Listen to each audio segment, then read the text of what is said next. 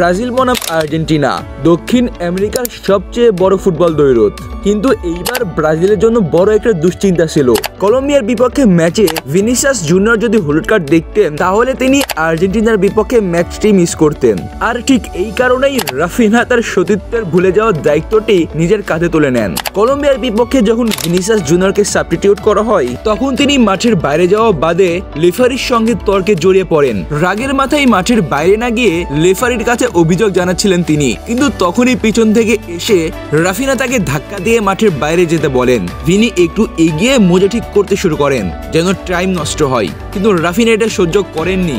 একদম জোর করেই তাকে মাঠের বাইরে পাঠিয়ে দেন, কারণ রাফিনহা জানতেন ভিনিসিয়াস যদি আরেকটি হলুদ কার্ড দেখেন তাহলে আর্জেন্টিনার বিপক্ষে ম্যাচটি মিস করবেন। তবে ভিনি হয়তো গোল করার আনন্দে এই বিষয়টা ভুলে গিয়েছিলেন, কিন্তু রাফিনহা সেটা ভোলেননি। এটাই হচ্ছে রাফিনহা তার দলের প্রতি ডেডিকেশন। ভিনিসিয়াস জুনিয়রের মতো একজন ইম্পর্টেন্ট প্লেয়ার যদি আর্জেন্টিনার মতো দলের বিপক্ষে বাদ পড়েন তাহলে তার দল অনেক দুর্বল হয়ে পড়বে। এটাই হলো আসল ক্যাপ্টেনের গুণ, যিনি দলের প্রত্যেকটি বিষয় খেয়াল রাখবেন, দলের প্রত্যেকটি প্লেয়ারকে প্রোটেক্ট করবেন।